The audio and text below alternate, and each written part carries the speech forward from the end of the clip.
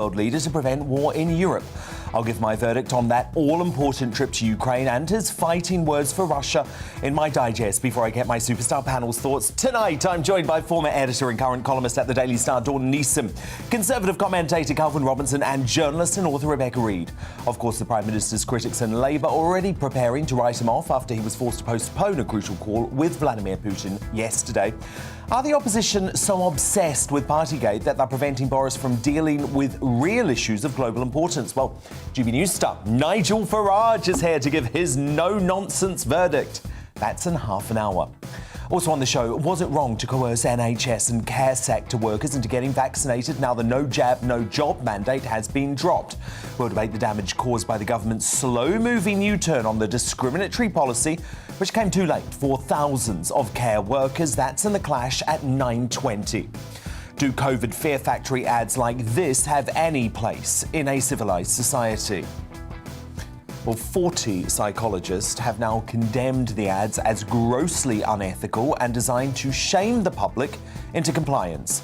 Dr. Gary Sidley is the man leading the charge to expose the government's scare tactics. He'll sit down with me at 10:20.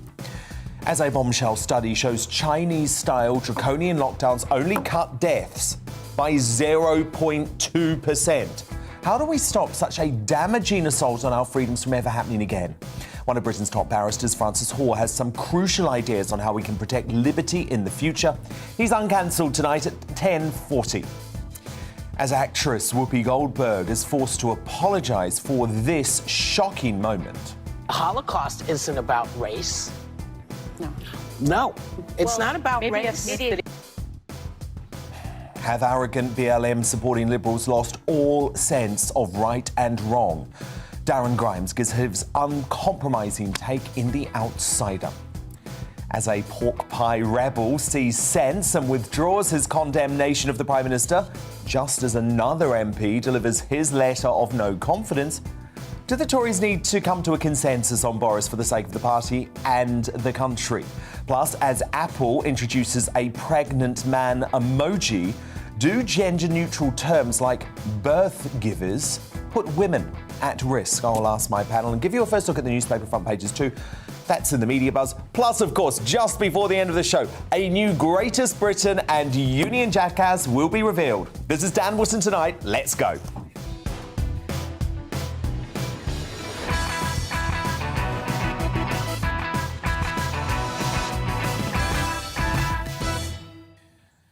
Just one thing first, though. The BBC has a bias problem, especially in its news division, which is rotten to the core, and particularly on Newsnight, which is now a hard-left programme masquerading as a balanced news broadcast. More proof today as the show's star presenter, Emily Maitlis, was forced into another grovelling apology for a series of biased tweets. So first she retweeted a journalist at the left-leaning independent, Anna Isaac, saying, "I never thought today would be the day I remind folk of this. Free ports were entirely possible within the EU." That's not a pro or anti-Brexit statement. It's simply a fact. Then she retweeted Ramona Rory Stewart, who was reacting to an interview with Culture Minister Nadine Dorries, and the tweet said, "The sheer tawdry Trumpian shabbiness of the whole thing, it is difficult to see how much more of this the party or our political system can survive." Maitlis, and I've been told, by the way, it's because she came under serious pressure from the BBC, then apologised, saying, "I have deleted my earlier retweet of the below and would like to apologise for the hurt I have caused.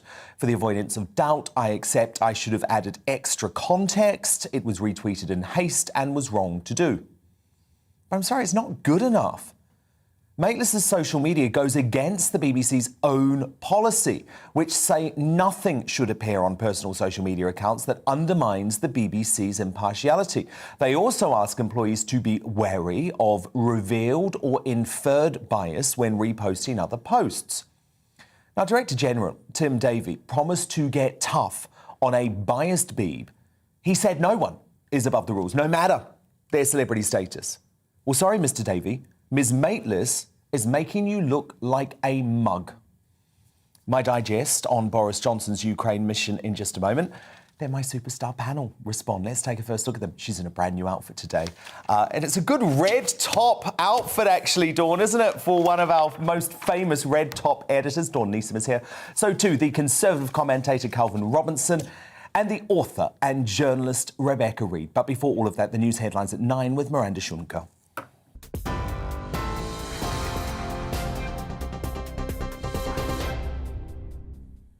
Thank you, Dan. The top stories from the GB newsroom.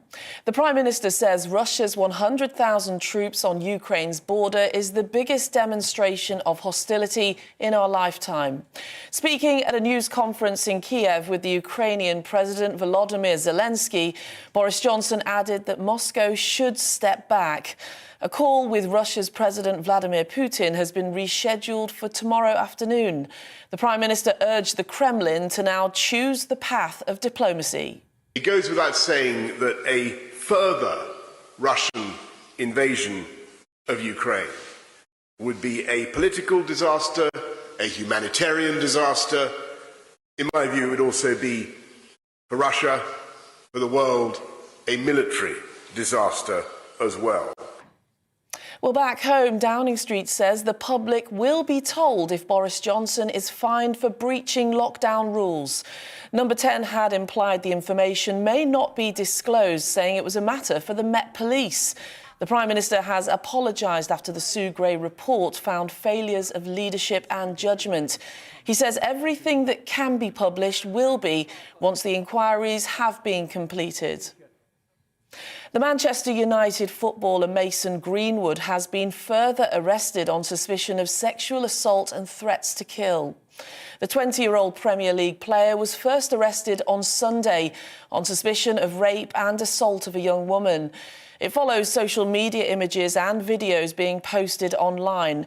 Greater Manchester Police say detectives have been granted more time to question him. A driver who used his car to stop a knife man as he stabbed a woman in London has been released without charge.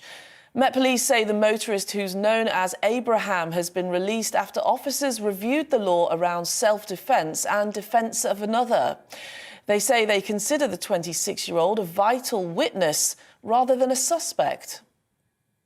Plans to create better opportunities outside of London will be published in the government's so-called Levelling Up agenda tomorrow.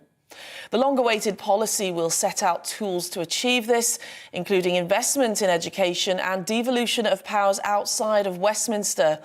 Communities Secretary Michael Gove has said it will seek to change the economic geography of the country. Establishing more equal education and employment chances had been key areas in the Conservatives' last general election. And for those of you nervous about flying, this next story isn't for the faint-hearted. One of British Airways' planes had to abort landing at Heathrow following strong winds brought on by Storm Corrie. The Airbus could be seen struggling to get a grip of the runway before later taking to the skies again. Well, luckily, no injuries were reported, and the pilots have been, quite rightly, praised for their efforts. Well, on TV, online and DAB+ radio, this is GB News. Now it's back to Dan Wootton tonight.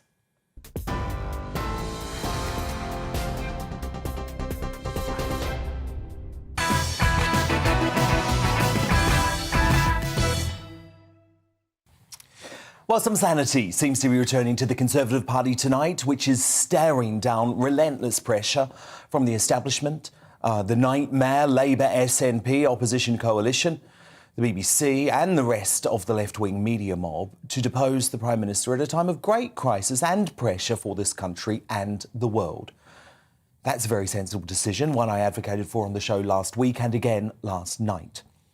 Don't get me wrong, Boris Johnson has failed on many counts, as all Prime Ministers do.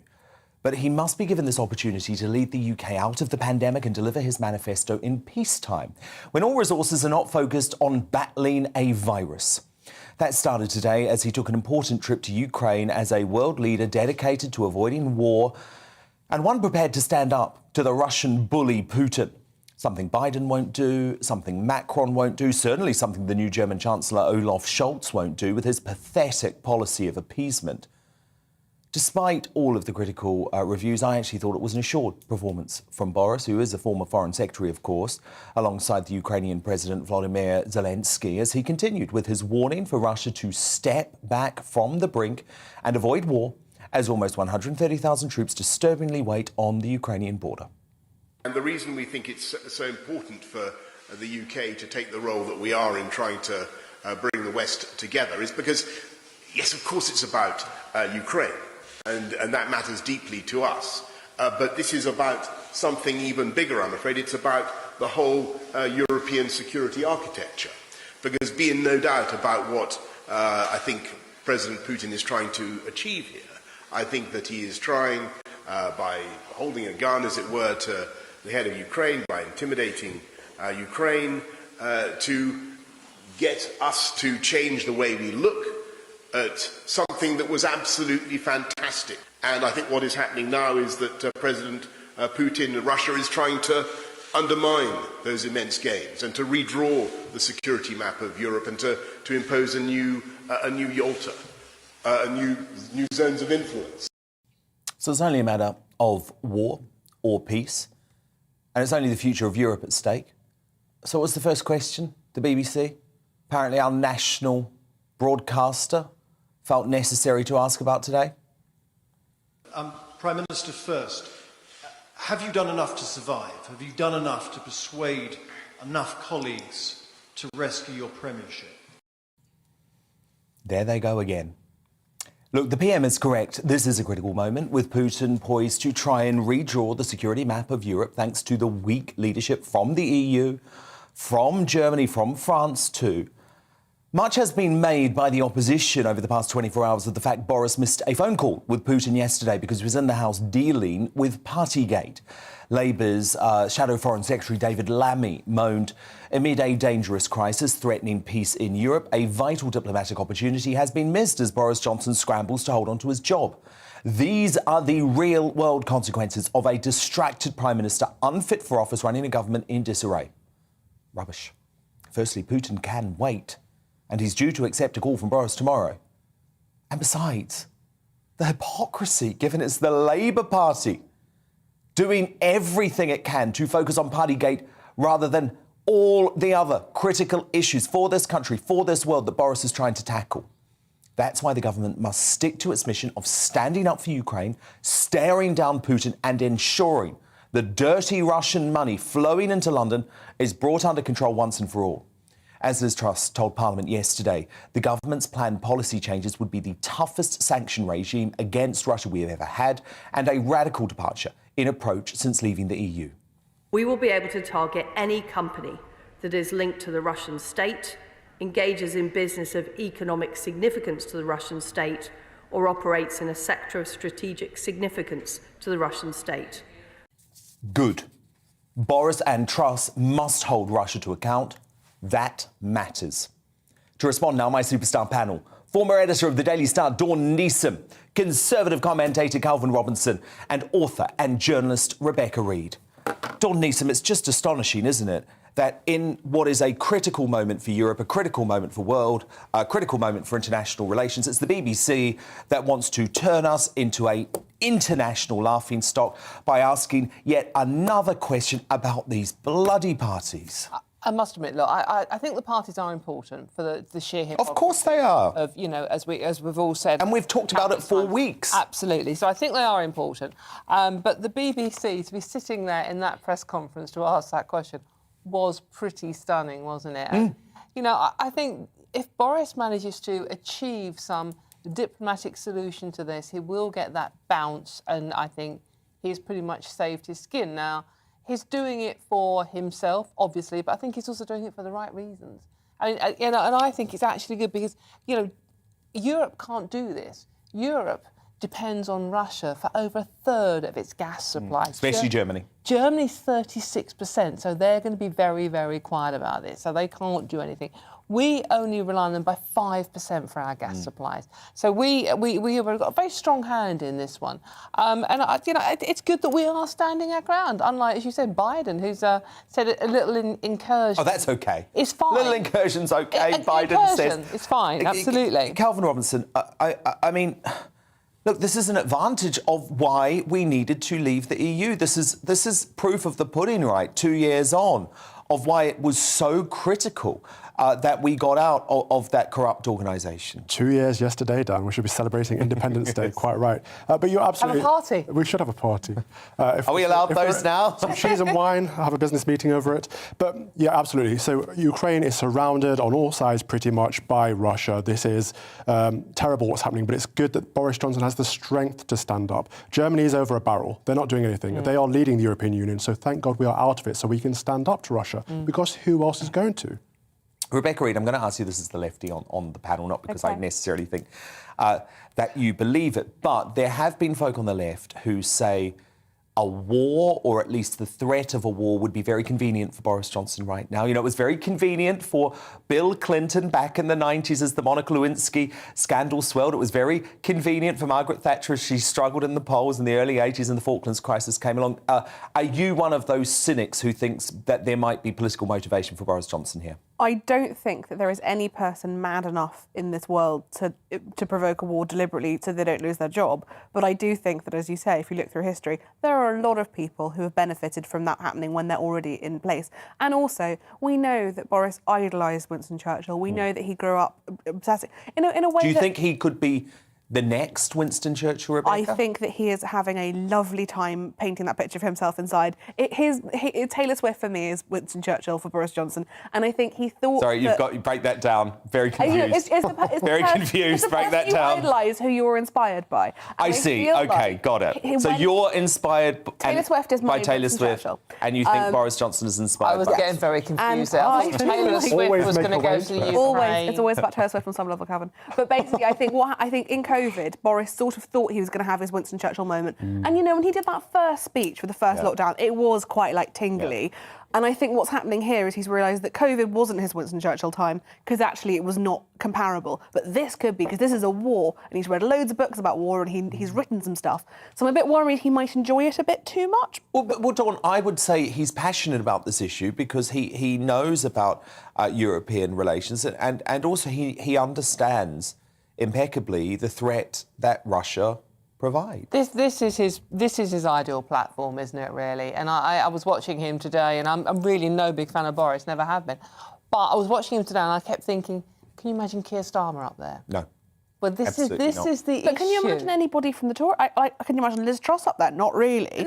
He sort of feels like the most apt person. I think Liz Truss is doing right an absolutely brilliant job as Foreign Secretary, and I absolutely could imagine her there in the future. I somehow couldn't, not as an actual... And also, this is not something I say with any joy. I think sometimes when it would be easier to be a bloke in that situation, because I think there are certain types... This is not to say... You sexist! This is not to say... You despicable sexist saying that Liz Truss is not up to the job as Foreign Secretary because she's a woman. I think she would get worse... No, not Foreign Secretary. I think she would have a harder job as a wartime... Always the lefties these days who are sexist. Dan, I'm trying to make an actual point. I think it would be harder to be a woman being a wartime Prime Minister than it would be to be a man. And when you were looking at hundreds of thousands of Margaret Thatcher didn't do too bad. I know. Margaret Thatcher was didn't pretty go good. that well. Did we win? It didn't go well. Because she was It's a woman. not like held up as... It's not held up as a time where we did a really good job. But did her sex come into it at any point? I would imagine when she was dealing with people, absolutely, yeah. Oh, come I think sex on. came into everything she did. I think she thought was you were more treated... progressive than that, Rebecca. You don't think that people treated her differently because she was a woman? I think, if anything, she earned more respect because she was a woman. It certainly didn't hold her back. I think it held her back enormously. I think, she did a good job on some things. But absolutely, it played into how people treated her. Actually, 100%. I completely disagree with this, because Boris is getting a lot of flack in the Russian media for being, as they put it, under the hill of his young wife. Well, we do love the narrative. There's always like a young... The Yoko Ono. Yeah, exactly. It's always got to be Yoko Ono. Always. Oh, my goodness, the show. You never know where it's going to go. Dawn Neeson, Galvin Robertson, Rebecca Reid, they are here all night. But coming up, with Boris missing that crucial call to Putin yesterday due to him being bombarded in the Commons, is the left's obsession with Partygate preventing the PM from helping to broker peace in Europe? GBNews star Nigel Farage will give his verdict on that in What the Farage shortly. But up next in The Clash, was it wrong to coerce NHS and care sector workers into getting jabs now the mandate has been dropped?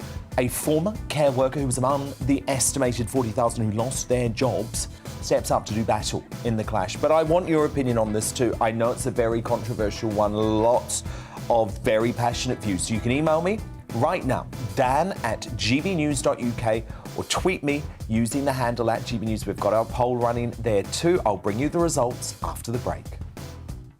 Hello again. Following some brighter skies at times on Tuesday, a lot more cloud will feed in from the west during the next 24 hours, and that cloud will contain some rain in the north, and it will contain mild air. That mild air coming in from the west and southwest around the edge of this high pressure. Low pressure moving away, so the isobars starting to move further apart in the north. That means it's going to become less windy for the far north of Scotland, but still a blustery night, still some showers for the Northern Isles and sleet and snow possible for Shetland. Otherwise, thicker cloud arriving from the west. Outbreaks of rain and drizzle for northern England, southern and western Scotland, Northern Ireland for a time. And with the cloud and the breeze coming from a mild direction, it's going to be a frost-free night, apart from the far north of Scotland. We start off with that mild air in place Wednesday morning, so not a particularly chilly morning, but it will be a bright morning across southern parts of the UK. A bit more sunshine expected, especially across the Midlands, southern and southeast England. Cloudier elsewhere and further light rain and drizzle, particularly over the Pennines, southern uplands, western Scotland. And it's going to be mild with temperatures in most places in the double figures, but Shetland stays fairly chilly. Rain moves into the north and west of Scotland overnight, and it starts to turn heavier at times, particularly over the northwest Highlands and the Northern Isles. Elsewhere, a generally cloudy night heading into the early hours of Thursday, and with the cloud and the breeze, again, frost-free for the vast majority. Temperatures first thing 7 or 8 Celsius typically. But a cloudy start, I think, on Thursday. A bit more cloud in the sky for a time for many, but increasingly cloud breaks for central and eastern England, parts of eastern Scotland, whilst the cloud thickens to the west and northwest of the UK and some heavy rain moves in as we end the day. That's an active weather front. It'll bring a short spell of wet and windy weather as it crosses the country, but it clears to sunny spells and blustery showers on Friday, and those temperatures will drop.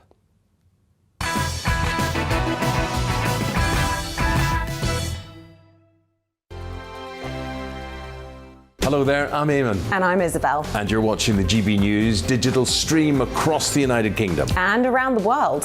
If you're here in the UK, you can also watch us on your TV screen. GB News is Freeview channel 236. On Sky, we're channel 515. 626 on Virgin Media. Just remember, you might need to retune your TV to watch the channel. Yeah, and if you are doing that, find out more about retuning by going to gbnews.uk.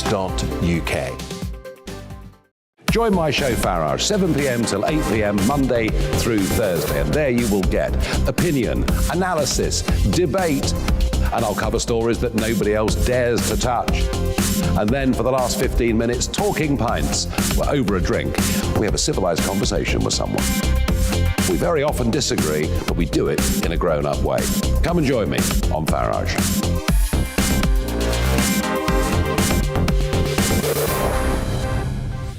I'm Dan Wootton. Join me Monday to Thursday from 9 to 11 for the feistiest and most fun news debate on TV, where free speech reigns. I'll bring you a sharp take on the day's biggest stories, bombshell newsmaker interviews, and A-list guests. And I guarantee you, no spin, no bias, no censorship, and no reason to go to bed. That's Dan Wootton tonight, Monday to Thursdays from 9 on GB News. Hello there, I'm Eamon Holmes. And I'm Isabel Webster. And we hope you can join us for Breakfast with Eamon. And Isabel. You make me laugh out loud, belly laugh. Is that important first thing in the morning? Yeah, absolutely. And there's me trying to be deadly serious. News is a serious business. Yeah, I have to rein you in sometimes. Well, it doesn't stop us laughing at it. It doesn't stop us having an opinion on what's going on. Yeah. And it certainly will not stop us reflecting what you think. Weekdays from 6 to 9:30 on GB News.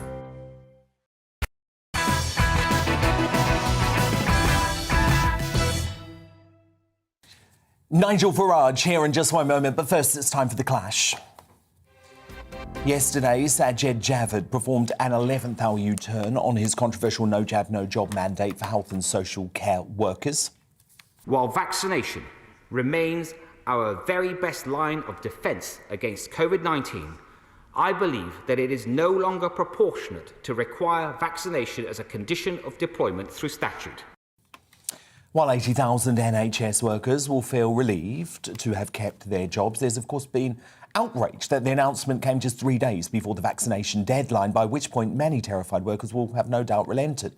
And it's already too late for the estimated 40,000 who lost their jobs when the care sector vaccine mandate came into force in November.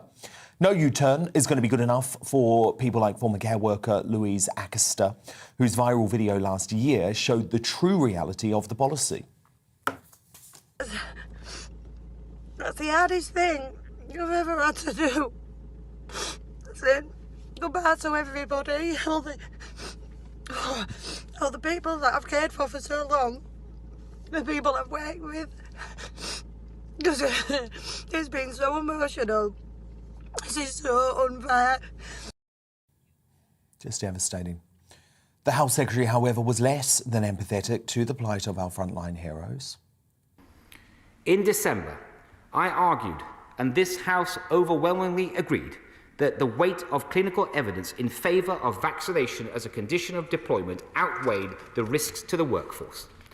It was the right policy at the time, supported by the clinical evidence, and the government makes no apology for it.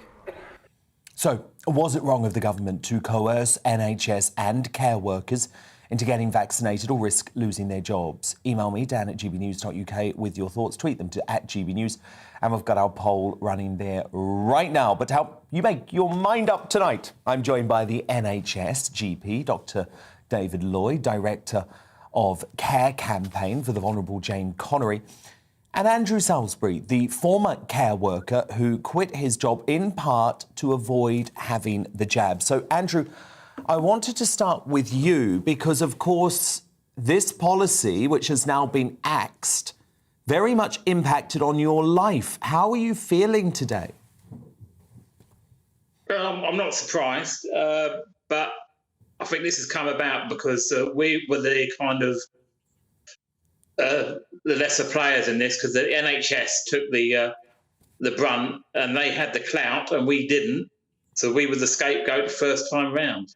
And yes, I was gutted to have to leave, but there was no way I was going to be jabbed, you know, in this job. And like I said last year on many things, over my dead body I was going to be jabbed. So I had to take the choice and leave the job. And obviously that has provided the care sector with massive gaps to fill. I mean, do you have any idea how your former employer coped when folk like you left? I'm still in contact with some of my former colleagues. It's always been a short job. Nobody wants to do it. It's a hard job. People don't realise how hard it is. I only got into the care sector back in 2020. And it's a very life-changing, eye-opening job. And I loved it. It's poorly rewarded financially, but I miss my residents. I do.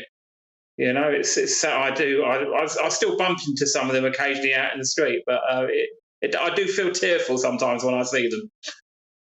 Bless you. I mean, no, you're doing God's work. You are doing God's work. I have so much respect for carers who, as you say, don't get paid a lot of money, work very difficult hours, and are absolutely essential to keep some of our most vulnerable in society cared for. Well, if you pardon the pun, Dan, politicians talk out of their backsides and we wipe them. But there you go. On that note, let me bring in Jane Connery, who is the director of the Care Campaign for the Vulnerable. You must know so many folk, Jane, like Andrew, who are doing a really good job, were absolutely loved by their residents, by their colleagues, and you've now lost them altogether for a policy that the government has reversed just weeks later. Well, should we really be surprised at that with how the government has actually conducted themselves so far within the care sector? I think, Dan, you know, I listened to you earlier and, you know, I represent the families and the care workers that come to Care Campaign for the Vulnerable, and we offer direct support to them. We've seen firsthand how the government and people were outside clapping for them and for the bravery and the heroes that they were and are.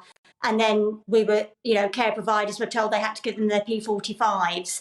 I think this government has completely ill-judged the whole aspect of care and the care sector, and more importantly, the elderly that are in them. And I absolutely agree with so many carers that are coming to us that were absolutely in tears, saying that they were leaving a job that they absolutely loved because they were forced to have the vaccine. And I absolutely categorically state that the fallout to the vulnerable elderly in care homes because of the lack of staff, like you say, 40,000 down, is impalpable. It's absolutely shocking. And quite frankly, he should go. But Dr. David Lloyd, you actually believe that this policy was right. Well, if we could just talk briefly about the science. There are 15,000 people in hospital at the moment.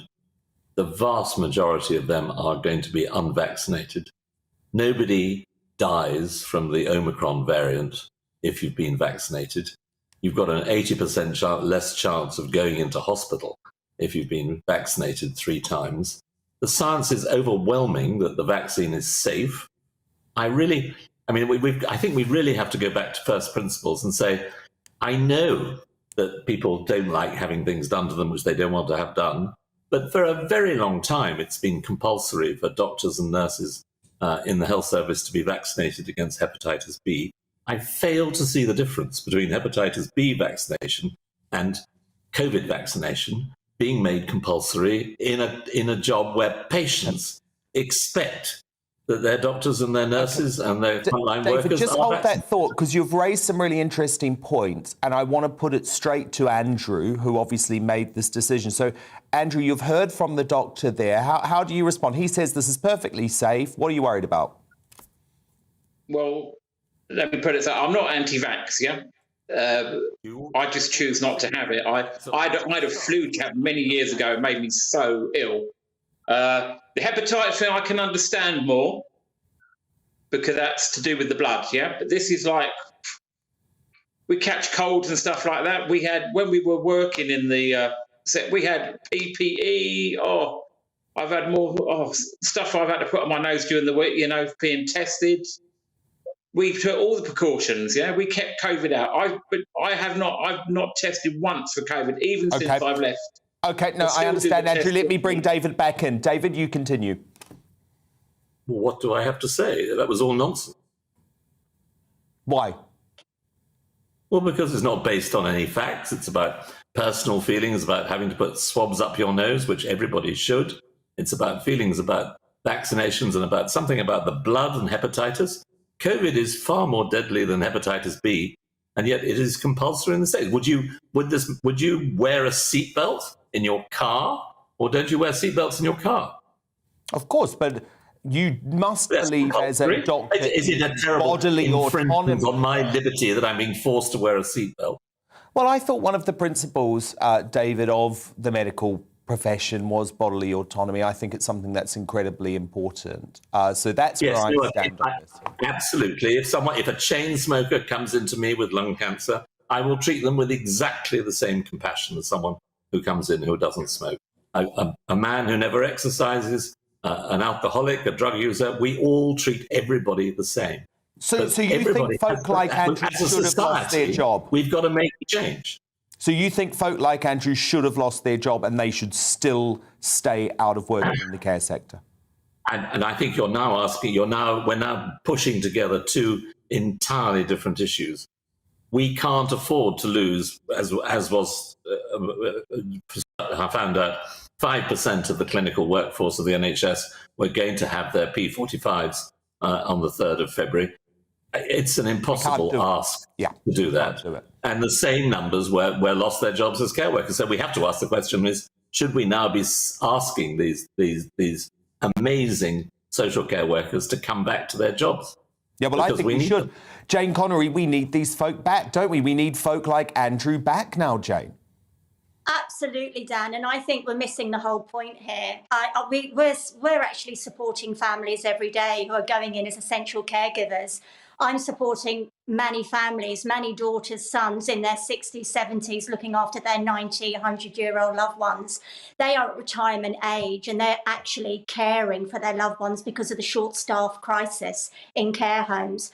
And I absolutely sit here and I think, whilst we're all discussing, I agree, it's not about being anti-vax, it's about common sense. And I think that's been absolutely void in the care sector. I mean, the government haven't even spoken to the sector. Care England, the National Care Association, nobody's actually spoken to the people that are actually in the care sector and seeing the challenges that they're faced every day. And whilst we are losing care staff workers, they have a choice, and everybody should have a choice, including NHS. And this is not about being anti-vax. It's nonsense. It's about what you do to safeguard people that are in care, where carers, that they're short-staffed. It's as simple as that. Absolutely, and I hear you, Jane. I completely hear you. That is Jane Connery, Director of the Care Campaign for the Vulnerable. Before that, Dr. David Lloyd, an NHS GP, and also former care worker Andrew Salisbury, who I hope will return now to the care sector because we need folk like him. So who do you agree with? Graham on email says, my niece is a nurse who is unvaccinated and she feels the relationship between staff and their employer has totally broken down. This might take years, if ever, to overcome. Hilary, also on email, I live in a care home and I am immunosuppressed. I caught COVID and felt quite unwell. I believe all carers in homes should be vaccinated to protect people like myself. And Stephen via Twitter says, the UK has been built on freedom of choice, freedom of expression and free speech. The scaremongering by those in charge while rolling out the worst possible scenarios was unacceptable. Glad this has been reviewed. At last, growing up politics. And your verdict is now in. 80% of you agree that it was wrong to coerce NHS and care workers to get vaccinated. 20% of you agreed with the policy. Fascinating stuff. Coming up, as actress Whoopi Goldberg causes outrage for claiming the Holocaust was, wait for it, not about race. Are we seeing blinkered BLM-supported Liberals at their most hypocritical? Darren Grimes is tonight outsider, weighing in on a gross example of anti-Semitism.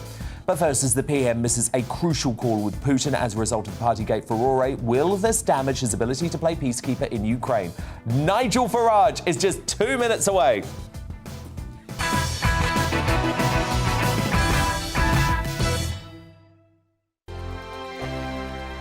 Hello there, I'm Eamon. And I'm Isabel. And you're watching the GB News digital stream across the United Kingdom. And around the world.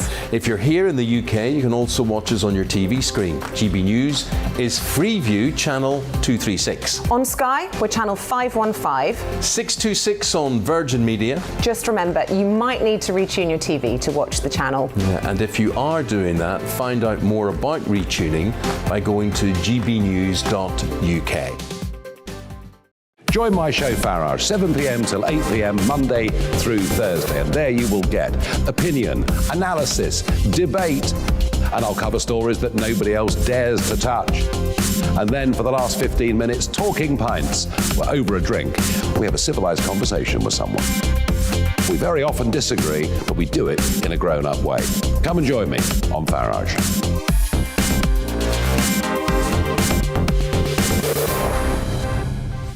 I'm Dan Wootton. Join me Monday to Thursday from 9 to 11 for the feistiest and most fun news debate on TV, where free speech reigns. I'll bring you a sharp take on the day's biggest stories, bombshell newsmaker interviews, and A-list guests. And I guarantee you, no spin, no bias, no censorship, and no reason to go to bed. That's Dan Wootton tonight, Monday to Thursdays from 9 on GB News. Hello there, I'm Eamon Holmes. And I'm Isabel Webster. And we hope you can join us for Breakfast with Eamon. And Isabel. You make me laugh out loud, belly laugh. Is that important first thing in the morning? Yeah, absolutely. And there's me trying to be deadly serious.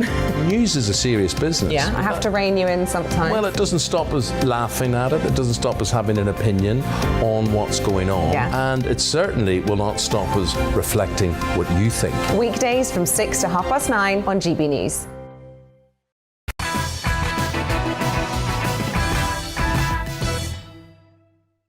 It's time now for What the Farage with GBNews star Nigel. It looked like Putin initially won the battle of the press conferences this afternoon at nearly the exact time Boris Johnson was due to appear at a joint session with Ukraine's leader.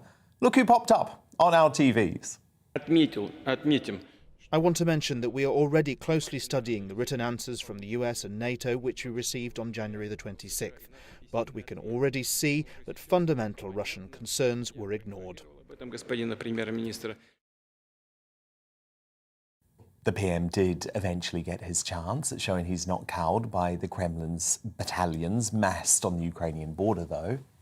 I think it's vital that in Moscow they understand that there will be automaticity in the way that we apply these sanctions, so that the minute there is a further incursion into sovereign Ukrainian territory, then those sanctions will apply.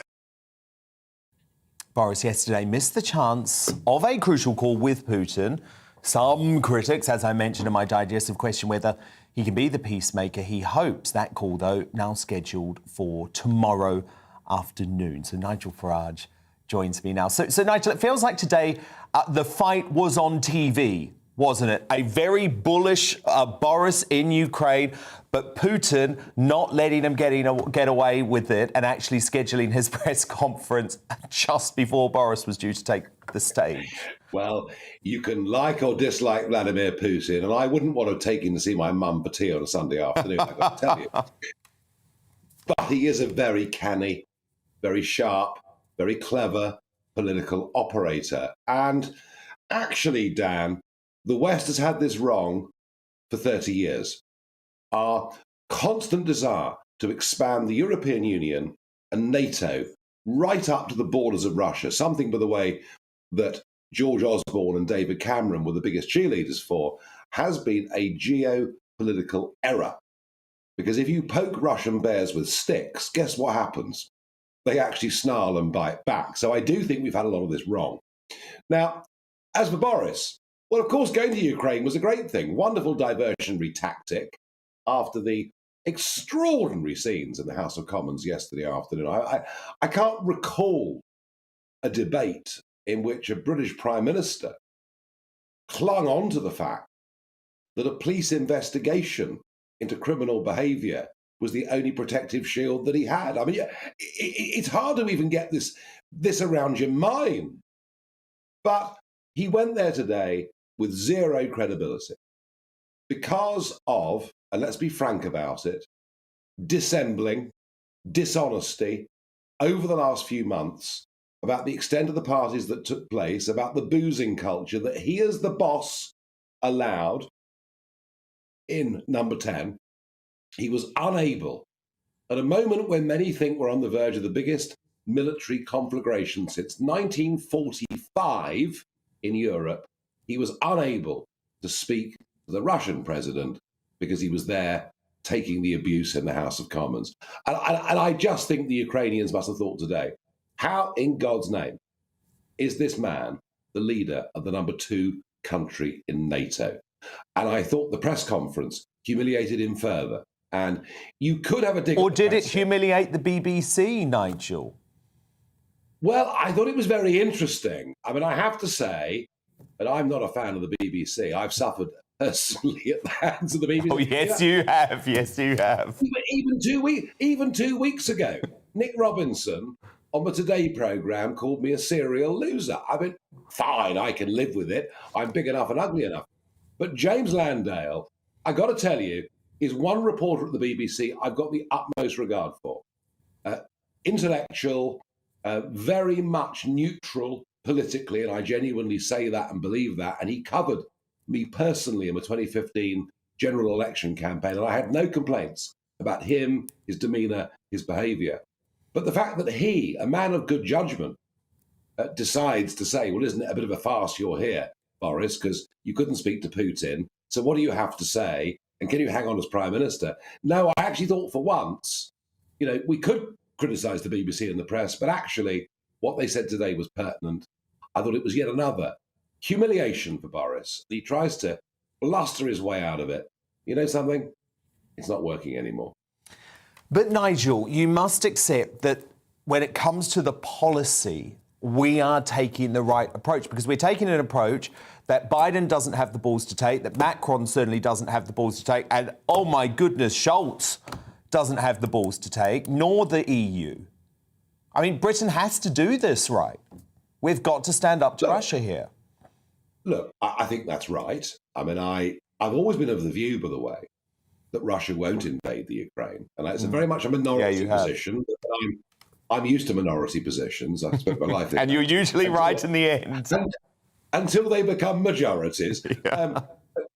I think this is a great big game of chess that Putin's playing. He's trying to divide the West. He's doing it amazingly effectively. No, look, was Boris right to say, if you do this, we will take action?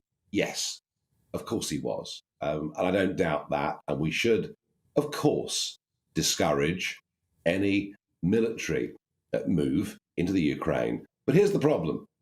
Antony Blinken, the US Secretary of State, when he was asked the other day about NATO expansion, including the Ukraine, refused to rule it out. There's an easy give here.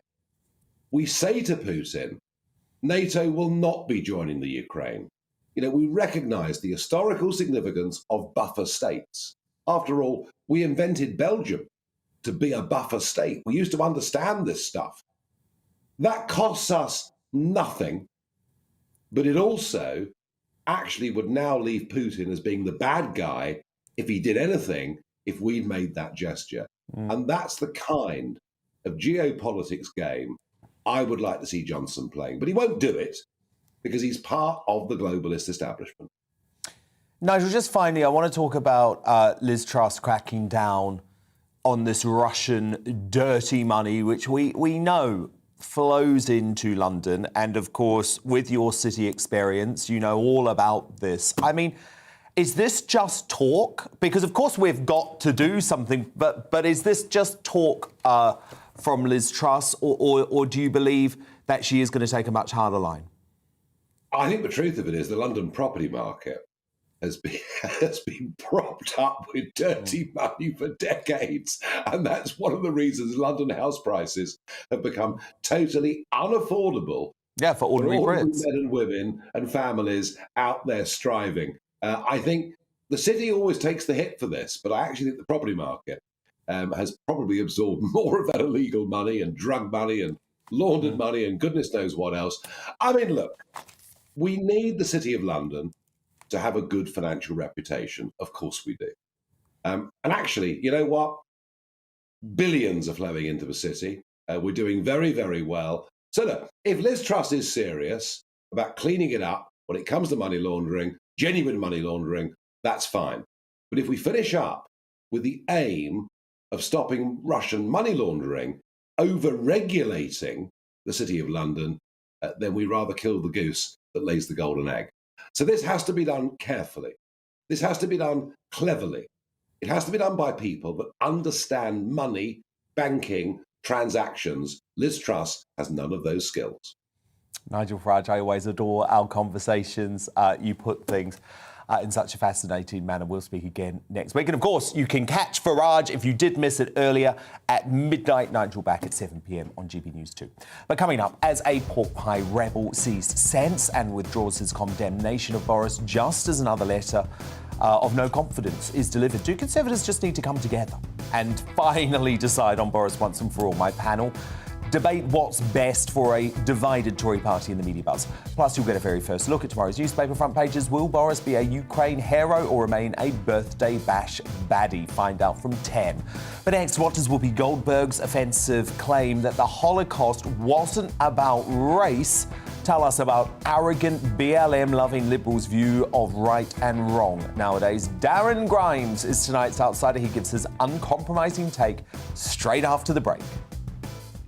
Hello again. Following some brighter skies at times on Tuesday, a lot more cloud will feed in from the west during the next 24 hours, and that cloud will contain some rain in the north. and it will contain mild air. That mild air coming in from the west and southwest around the edge of this high pressure. Low pressure moving away, so the isobars starting to move further apart in the north. That means it's going to become less windy for the far north of Scotland, but still a blustery night, still some showers for the Northern Isles and sleet and snow possible for Shetland. Otherwise, thicker cloud arriving from the west. Outbreaks of rain and drizzle for northern England, southern and western Scotland, Northern Ireland for a time. And with the cloud and the breeze coming from a mild direction, it's going to be a frost-free night, apart from the far north of Scotland.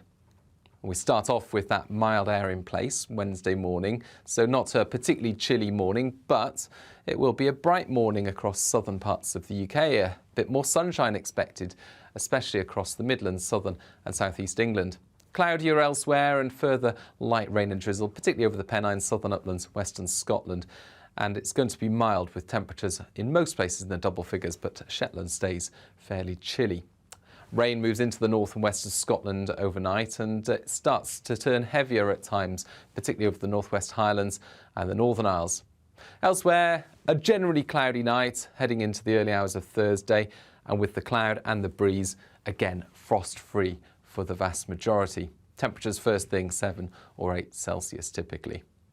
But a cloudy start, I think, on Thursday. A bit more cloud in the sky for a time for many, but increasingly cloud breaks for central and eastern England, parts of eastern Scotland, whilst the cloud thickens to the west and northwest of the UK and some heavy rain moves in as we end the day. That's an active weather front. It'll bring a short spell of wet and windy weather as it crosses the country, but it clears to sunny spells and blustery showers on Friday, and those temperatures will drop.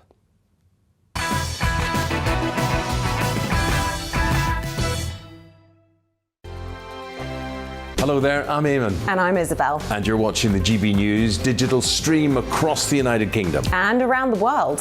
If If you're here in the UK, you can also watch us on your TV screen. GB News is Freeview channel 236. On Sky, we're channel 515. 626 on Virgin Media. Just remember, you might need to retune your TV to watch the channel. Yeah, and if you are doing that, find out more about retuning by going to gbnews.uk. Join my show Farage, 7 p.m. till 8 p.m. Monday through Thursday, and there you will get opinion, analysis, debate, and I'll cover stories that nobody else dares to touch. And then for the last 15 minutes, talking pints. We're over a drink. We have a civilized conversation with someone. We very often disagree, but we do it in a grown-up way. Come and join me on Farage.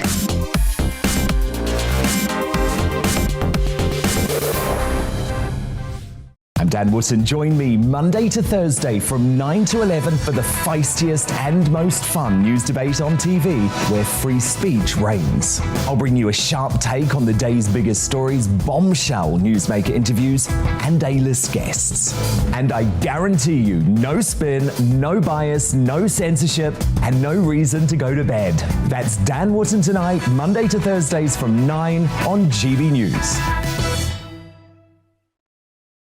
Hello there, I'm Eamon Holmes. And I'm Isabel Webster. And we hope you can join us for Breakfast with Eamon. And Isabel. You make me laugh out loud, belly laugh. Is that important first thing in the morning? Yeah, absolutely. And there's me trying to be deadly serious.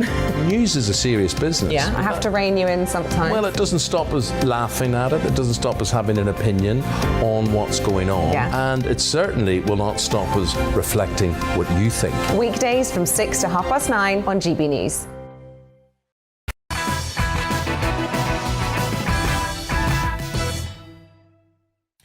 Darren Grimes is tonight's outsider.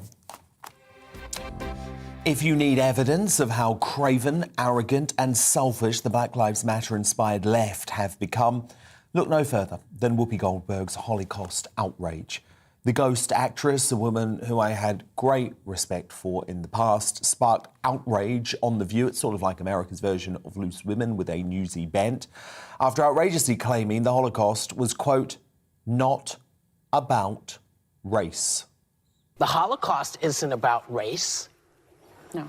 No, it's not about maybe race. ethnicity. It's, Well, they no, consider it's Jews about a different race. But it's not about race. It's not about race. What is it about? Because it's about man's inhumanity to man.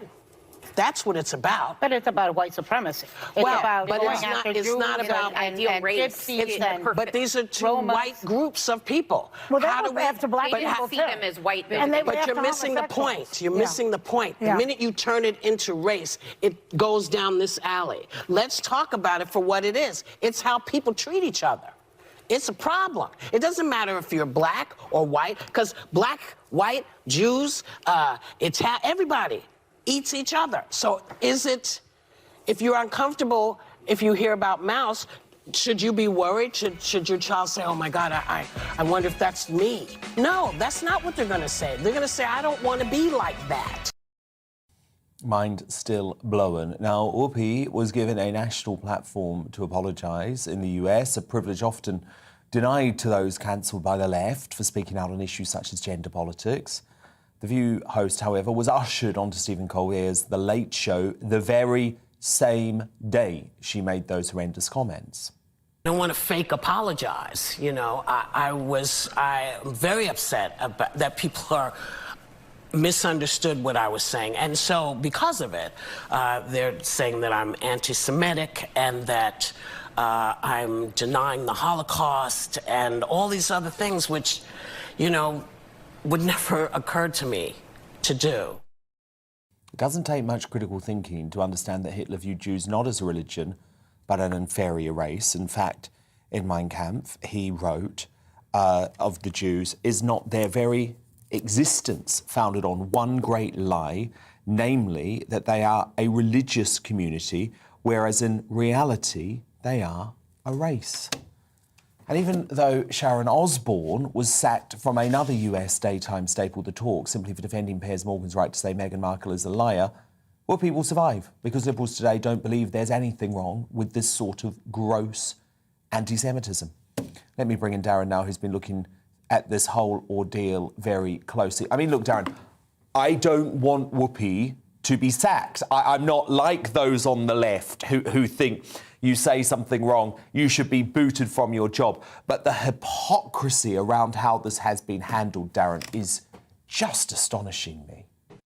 It is astonishing. I mean, can you imagine, Dan, right, a white panellist sat on Loose Women, for example, or a Jewish person, indeed, announcing to their panel on a mainstream broadcaster and show, frankly, as well, it's a popular show, that slavery wasn't about race, right, in an attempt to, frankly, downplay an act of a crime so heinous that it established the definition of crime against humanity, which, of course, the Holocaust did. Can you imagine what would happen to somebody that sought to deny the severity and tragedy involved in the slave trade?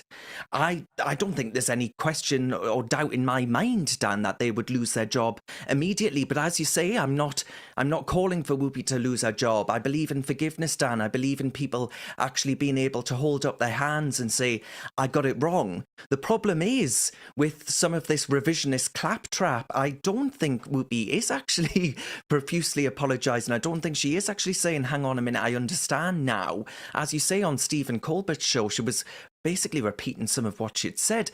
Look at the things like the Nuremberg laws that said only racially pure Germans would be able to hold citizenship, stripping Jews of their rights, political and national. The prohibition of relationships between Jews and those of German blood to protect the purity of an Aryan race. I mean, if that's not Hitler and the Nazis making clear that they view Jews as a race, I don't know what would actually make it clear to someone like Whoopi, right? She's in her 60s. She must have heard this stuff before. We all have. Rightly so, because it's one of the worst, if not the worst, atrocity to ever be inflicted upon a group of people. And what's often, I think, missing from the Holocaust narrative, right? What would Whoopi say, Dan, to the North African Jews, for example, right, in which Whoopi's hierarchy of victimhood, which she views everything clearly through the lens of race, of skin colour, this idea that because Jews were white, they're therefore privileged. What do you say to the North African views? You know, Hitler went around the world, let's not forget. And to me, Dan, this is where the obsession with skin colour and the hierarchy of rights and viewing everything through this woke lens, this is where it leads us to where someone like Whoopi, who I've watched and respected since I was a kid, is led to view everything through this identitarian lens of race, looking at something like the Holocaust. Those who starved to death, those who were forced into rooms like cattle and poisoned, those who were shot and just left by the wayside. When we imagine that those men, women and children, we view them primarily as white and therefore privileged people.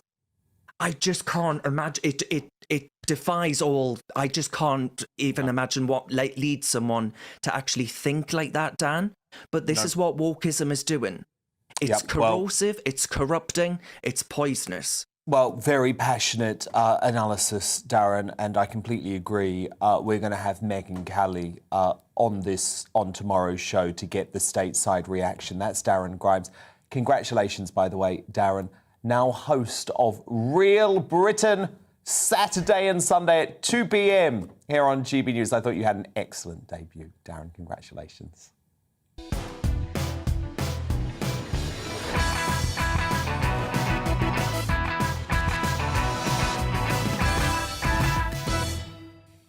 It's just after 10. I'm Dan Wootton, and breaking tonight, the Tories are still at odds over what to do about Boris, with a key pork pie plotter realigning with the PM, while another MP issues a new letter of no confidence. Is it critical that the Conservatives arrive at a consensus on Boris for the sake of the country and the party? I'll put that to my superstar panel next. Tonight, I'm joined by Dawn Neeson, Calvin Robinson and Rebecca Reid.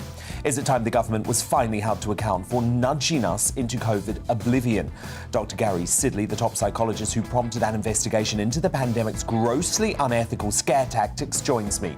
And as a bombshell new report claims Chinese-style lockdowns only cut deaths by 0.2%, how do us regular folk ensure we are never forced into these draconian and inhumane measures again? One of Britain's top legal minds, Francis Hoare, has a few ideas. He'll reveal all in Uncancelled at 10:40.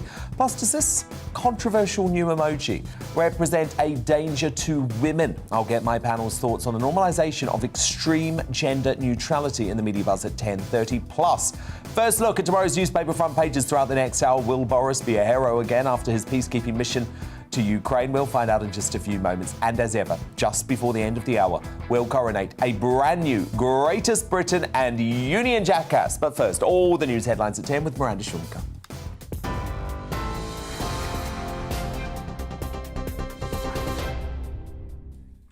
Thank you. The top stories from the GB newsroom.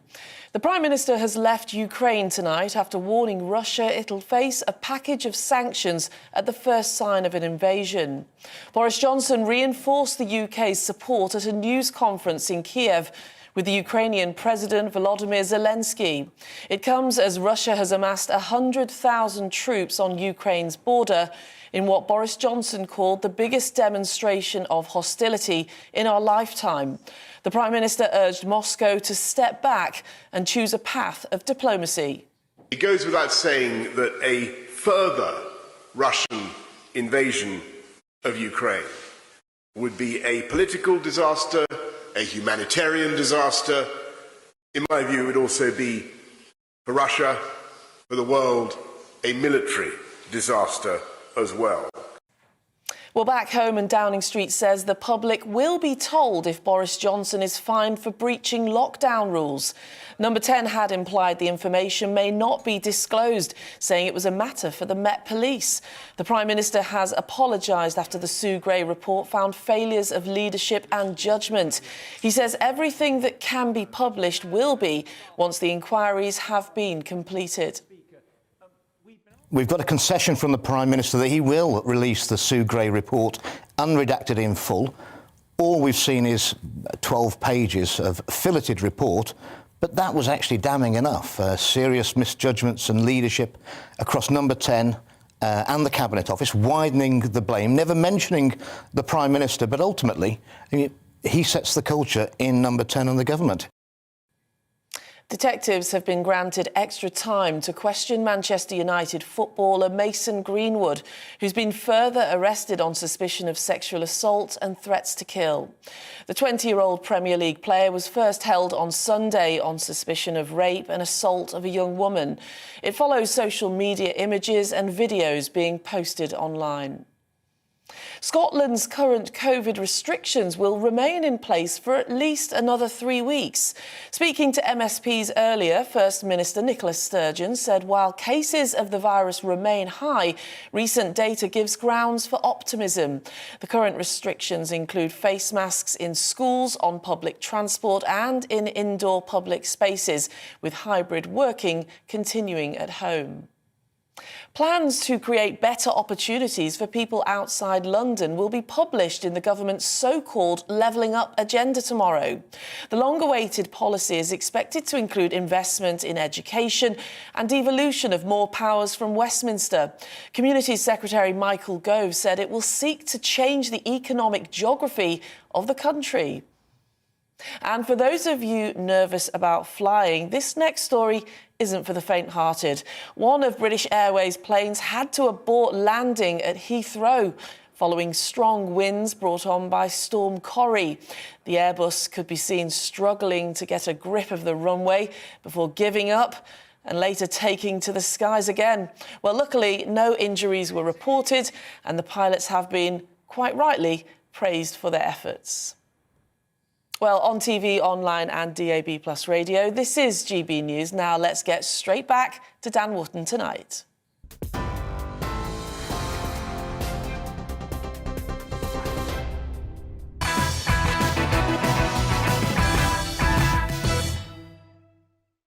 It's time for tomorrow's News Tonight now in our Media Buzz. Let's kick off with the very first look at the front pages, hot off the press. The Metro leads with the shocking investigation into the Metropolitan Police, which reveals racist, sexist and homophobic messages exchanged by police officers were dismissed as banter. The Independent Office for Police Conduct unveiled messages from officers which include multiple references to rape, violence against women, racist and homophobic abuse. The Independent reports that billions for levelling up could be wasted by ministers because they're picking projects too small to revive poorer areas, according to a study released by the National Audit Office. Grants from the £5.8 billion Levelling Up Fund and the £3.2 billion Towns Fund criticise grants for not being based on evidence. And the Eye, sticking with their favourite story, bashing Boris. And they say the party's now put the PM on notice. Senior members have reportedly warned Boris that Partygate is undermining Britain's international reputation at the worst possible time as the Ukraine crisis deepens. My superstar panel back with me now. Here they are, former editor of the Daily Star, Dawn Neeson, the Conservative commentator Calvin Robinson and the author and journalist Rebecca Reid. Well, as we just saw there, Boris is facing a Tory minefield after the release of Sue Gray's limited but damaging report. On the plus side, some of the Prime Minister's biggest critics conceded that he won back support with an upbeat performance and promises of change when appearing in front of Tory MPs on Monday night, where he appealed directly to his colleagues behind closed doors. The shift was summed up in the spectacular U-turn by the Tory rebel Gary Sambrook, believed to have been one of the key pork pie plotters, who last night tweeted, "I've listened carefully to the Prime Minister today, the Boris Johnson we love and who has delivered. He's made promises on how he wants to change, how he does things, how he wants to deliver for my constituents and the UK, and I support him in doing that. Let's get on with the job." But it's a game of give and take with the party rebels, and today Tory MP Peter Aldous revealed that he's written a letter of no confidence. He also tweeted, "After a great deal of soul-searching, I have reached the conclusion that the Prime Minister should resign." And there's a little bit of breaking news tonight that could bring the PM's brief reprieve to an abrupt end. The Daily Telegraph reporting that Boris was in the Downing Street flat the night of this so-called ABBA-themed party that has been investigated by police for potential COVID law breaches. Boris was reportedly seen heading up to his flat on November the 13th, 2020. Of course, that is the day that he sacked Dominic Cummings before ABBA songs were heard blaring from the apartment. Boris has denied there's a party there. And look, I have to say, if he was just listening to ABBA to unwind, that's something I do every night of the week, and I will not have him criticised for that. So, Dawn, I mean, look, lots of give and take today, lots of give and take. I actually think by far the most consequential moment was Gary Sambrook, you know, because he was one of these big pork pie plotters, and in that tweet, you know, he's saying, I love Boris. He used the L word, Dawn. I know, which is a bit weird. I think what he actually meant was, I love my job, and I actually want to keep hold of my job. Thank you very much, and the very nice salary that goes with it. Now, there's going to be this big decision now if you are a Conservative MP. Do you actually put in a letter of complaint, or do you back Boris?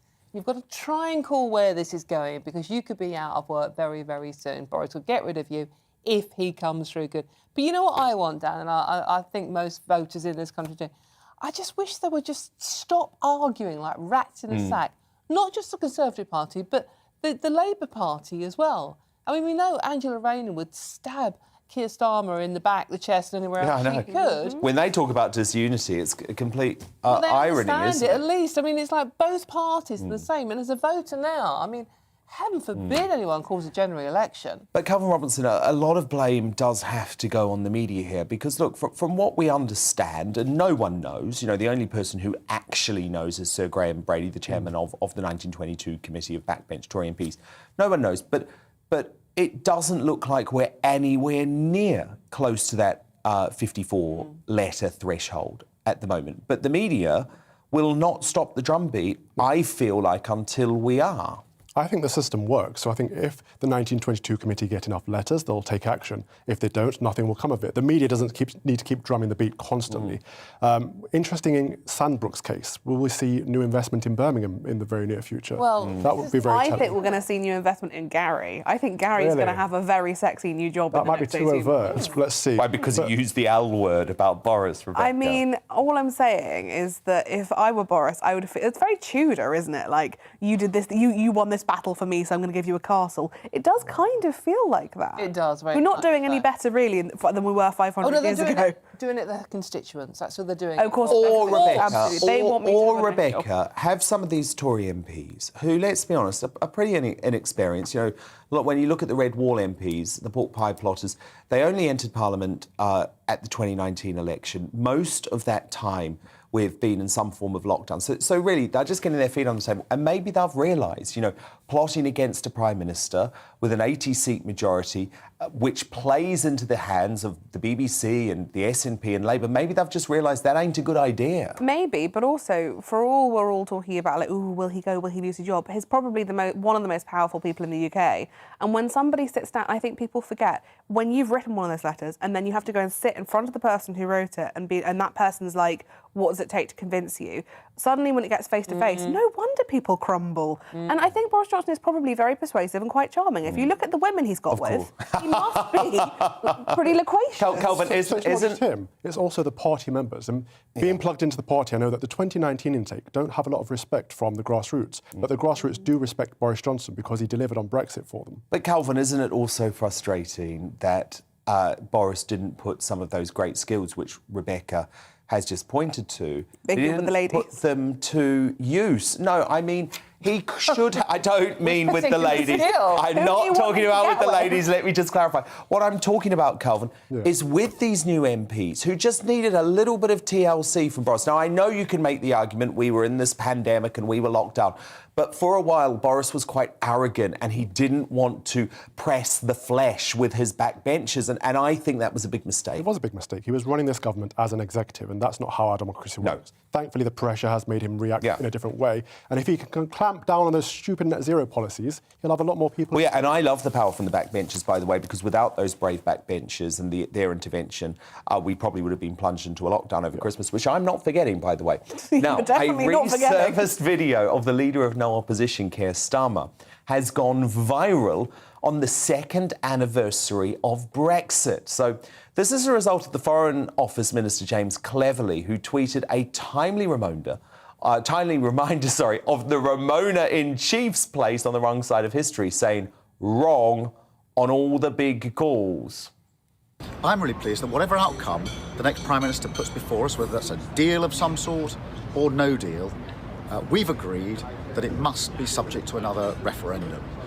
And in that referendum, Remain must be an option, and Labour will be campaigning for Remain. That's a really important point of principle. I'm equally pleased that we've reached consensus on this. The trade unions are behind it, the shadow cabinet's behind it, and I know it's what our members want. There you go. Never trust a man who tried to overturn the biggest democratic mandate in British history. I'll never forget that. I'm going to keep playing you that clip time and again over the next few years. Dawn Neeson, Calvin Robinson, Rebecca Reid, thank you so much. Stand by, because coming up, as Apple introduces a pregnant man emoji, do gender-neutral terms like birth givers put women at risk? My superstar panel are back to tackle that contentious topic as the media buzz continues, plus more front pages hot off the press. But before that, is it time those responsible for nudging us into oblivion with terrifying ad campaigns were held to account? Dr. Gary Sidley is the man leading the charge to expose the unethical tactics used during the pandemic. He explains just how your mind was messed with straight after the break. Hello again. Following some brighter skies at times on Tuesday, a lot more cloud will feed in from the west during the next 24 hours, and that cloud will contain some rain in the north, and it will contain mild air. That mild air coming in from the west and southwest around the edge of this high pressure. Low pressure moving away, so the isobar is starting to move further apart in the north. That means it's going to become less windy for the far north of Scotland, but still a blustery night, still some showers for the Northern Isles and sleet and snow possible for Shetland. Otherwise, thicker cloud arriving from the west. Outbreaks of rain and drizzle for northern England, southern and western Scotland, Northern Ireland for a time. And with the cloud and the breeze coming from a mild direction, it's going to be a frost-free night, apart from the far north of Scotland. We start off with that mild air in place Wednesday morning, so not a particularly chilly morning, but it will be a bright morning across southern parts of the UK. A bit more sunshine expected, especially across the Midlands, southern and southeast England. Cloudier elsewhere and further light rain and drizzle, particularly over the Pennines, southern uplands, western Scotland. And it's going to be mild with temperatures in most places in the double figures, but Shetland stays fairly chilly. Rain moves into the north and west of Scotland overnight, and it starts to turn heavier at times, particularly over the northwest Highlands and the Northern Isles. Elsewhere, a generally cloudy night heading into the early hours of Thursday, and with the cloud and the breeze, again frost-free for the vast majority. Temperatures first thing 7 or 8 Celsius typically. But a cloudy start, I think, on Thursday. A bit more cloud in the sky for a time for many, but increasingly cloud breaks for central and eastern England, parts of eastern Scotland, whilst the cloud thickens to the west and northwest of the UK and some heavy rain moves in as we end the day. That's an active weather front. It'll bring a short spell of wet and windy weather as it crosses the country, but it clears to sunny spells and blustery showers on Friday, and those temperatures will drop.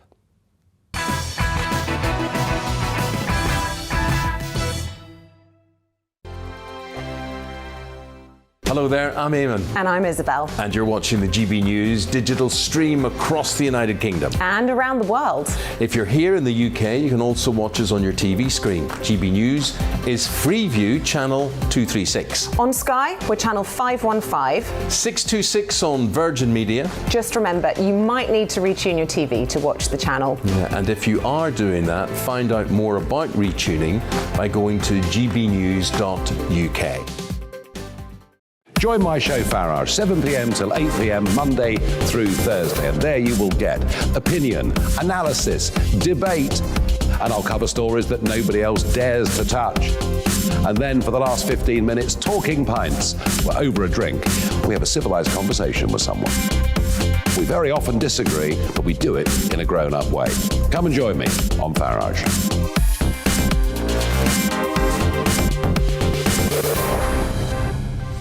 I'm Dan Wootton. Join me Monday to Thursday from 9 to 11 for the feistiest and most fun news debate on TV, where free speech reigns. I'll bring you a sharp take on the day's biggest stories, bombshell newsmaker interviews, and A-list guests. And I guarantee you, no spin, no bias, no censorship, and no reason to go to bed. That's Dan Wootton tonight, Monday to Thursdays from 9 on GB News. Hello there, I'm Eamon Holmes. And I'm Isabel Webster. And we hope you can join us for Breakfast with Eamon. And Isabel. You make me laugh out loud, belly laugh. Is that important first thing in the morning? Yeah, absolutely. And there's me trying to be deadly serious. News is a serious business. Yeah, I have to rein you in sometimes. Well, it doesn't stop us laughing at it. It doesn't stop us having an opinion on what's going on. Yeah. And it certainly will not stop us reflecting what you think. Weekdays from 6 to 9:30 on GB News.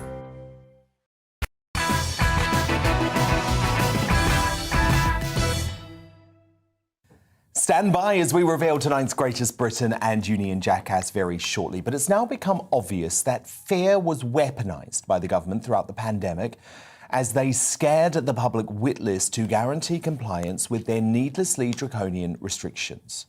Who can forget the macabre messaging plastered on billboards and beaming out of televisions all over the country? Acutely unwell patients shamefully put to work in the COVID fear factory, their photos emblazoned with warnings suggesting that if you break the rules, you'll probably be killing someone. This is a message from the government. Coronavirus is a national emergency, life-threatening for people of all ages everywhere in the UK. They need to take a good look. This is as scary as it gets. My mum was one of the disbelievers and she's on the next floor up from here. It is really terrible. Please, please do not go out unless you have to. If we don't do these things, people will continue to die. Stay home. Protect the NHS frontline staff working to save lives. You must all stay home, protect the NHS, save lives. Says the man who would have locked us up in our homes over Christmas as well.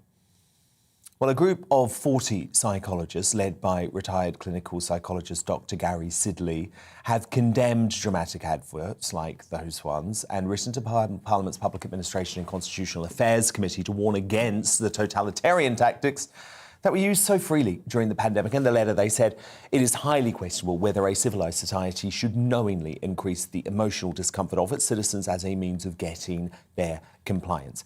Government scientists deploying fear, shame and scapegoating to change minds is an ethically dubious practice that in some respects resembles the tactics used by totalitarian regimes such as China, where the state inflicts pain on a subset of its population in an attempt to eliminate beliefs and behaviour they perceive to be deviant.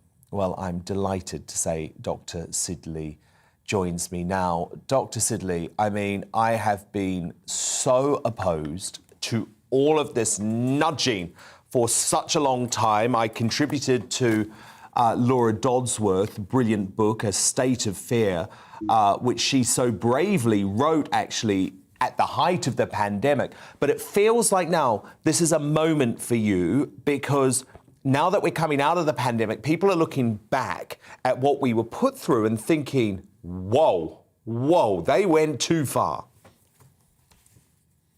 Yes, absolutely, Dan. You know, throughout the COVID-19 pandemic, the government, under instruction from their behavioural scientists, used a range of nudges to try and get the British people to do what the government thought they should do. Now, the three nudges of concern, there are many nudges, but the three ones that stand out as being ethically questionable include fear, shame, and scapegoating, or to use the language of behavioural science, affect, ego, and norms. Yeah, so the behavioural scientists know that a frightened population is a compliant one. So they scared us with a whole range of messages, daily statistics displayed without context, recurrent footage of the inside of inpatient units with very unwell patients gasping for breath, scary slogans like you've just shown. Yeah, so they really scared us. And then on top of that, they've kind of used the ego nudge as well, which is about shame. What they've done is they've tried to make following the rules be akin to being a good person, a virtuous person. And of course, the flip side of that is that if you don't always follow the rules, you're a bad person. And human beings like to see themselves as good. That's a natural instinct. We all like to see ourselves as being a decent person. So this is very powerful. So we had slogans like you've mentioned, stay at home, protect the NHS, save lives. You had those adverts, those cringe-worthy adverts where actors say things like, I wear my face covering to protect my mates. I make space to protect you. Yeah, all very virtue signalling stuff. We had the clap for carers, the pre-orchestrated ritual for a while. We had ministers like Matt Hancock quipping things like, don't kill your gran, to the university students. And a whole range of shame-evoking adverts like you're showing now with close-up images of acutely unwell patients. So we've had fear, we've had shame, and then on top of that, we've got peer pressure and scapegoating. We all like to be with the majority. It's uncomfortable to be a minority. So if we believe that a lot of our peers are doing different things, that puts pressure on us to conform. Yes, so and again, I think what a lot of people won't realise, and I agree with all of that, but what a lot of people won't realise, Dr. Sidley, is that this is a big operation that is behind all of this stuff. The Nudge Unit, which is officially known as the Behavioural Insights Team, was based in the Cabinet Office, became a private company in 2014. And actually what's fascinating is one of the folk who was actually behind the Nudge Unit, a co-founder of the Nudge Unit, Simon Ruder, who is a behavioural scientist, said very recently in an article for Unheard that he fears the most egregious and far-reaching mistake made during the COVID crisis was the level of fear willingly conveyed on the public. And he went on to say, nudging made subtle state influence palatable, but mixed with a state of emergency, have we inadvertently sanctioned state propaganda? And this is the man who set up the unit, Dr. Sidley. So there has to be some sort of investigation into this, doesn't there? What are you calling on? What do you want to happen? Yes, we're calling on the PACAC, the Public Administration and Constitutional Affairs Committee, to do a thorough formal investigation into the whole range of nudging. You're right, these behavioural scientists aren't just in the public health, they aren't just in SAGE, they're in every department of government, and they're continually advising the government on their messaging. And we know this has caused a lot of harm, not just in the public health sector, but also potentially in other areas as well, such as with regards to the loan charge, where a lot of behavioural nudges were used to try and get taxpayers to pay up. And there are reports that there were 7 suicides in that group of people that were targeted in that way.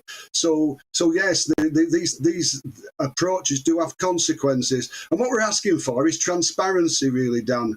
We're asking for the people to be open about this and actually have a look at what the government are actually doing and what behavioural science is actually about. David Halpern. We need to keep on this. We need to keep on this because it can never happen again. Thank you so much. That was former NHS clinical psychologist Dr. Gary Sidley. For its part, the Behavioural Insights team says it opposes the use of fear in campaigns. We have reached out to them for further comment. Now, coming up, as a bombshell study shows Chinese-style draconian lockdowns only cut deaths by 0.2%.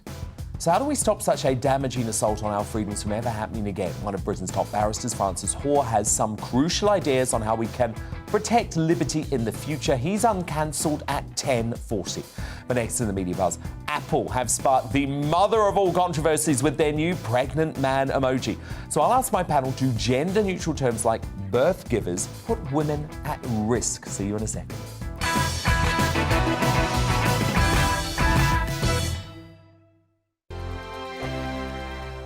Hello there, I'm Eamon. And I'm Isabel. And you're watching the GB News digital stream across the United Kingdom. And around the world. If you're here in the UK, you can also watch us on your TV screen. GB News is Freeview channel 236. On Sky, we're channel 515. 626 on Virgin Media. Just remember, you might need to retune your TV to watch the channel. Yeah, and if you are doing that, find out more about retuning by going to gbnews.uk. Join my show Farage, 7 p.m. till 8 p.m. Monday through Thursday, and there you will get opinion, analysis, debate, and I'll cover stories that nobody else dares to touch. And then for the last 15 minutes, talking pints. We're over a drink. We have a civilised conversation with someone. We very often disagree, but we do it in a grown-up way. Come and join me on Farage.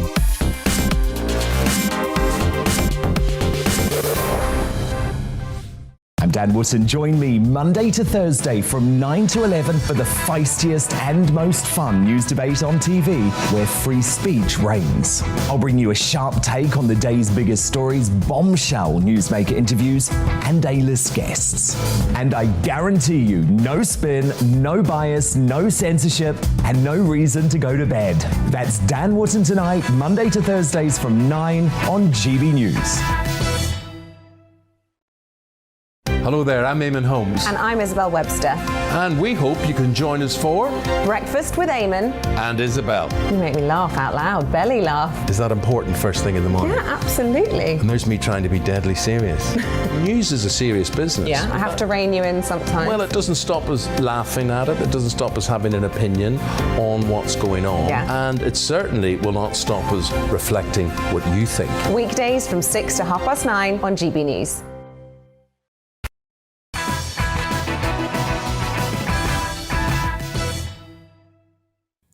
Let's return to tomorrow's news tonight now in our Media Buzz.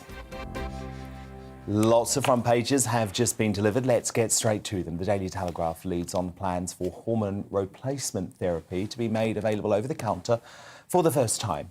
Watchdogs are expected to propose a reclassification of the medicine, assuring the 150,000 women prescribed tablets, gels, creams or patches each year will be able to access it without having to consult with a GP or specialist. Daily Express, scandalous £8.7 billion of your money wasted, they declare. They describe how the true scale of pandemic waste was revealed today when it emerged that the government wrote off a 7-figure loss on PPE. And that's why we're now having tax rises, folks.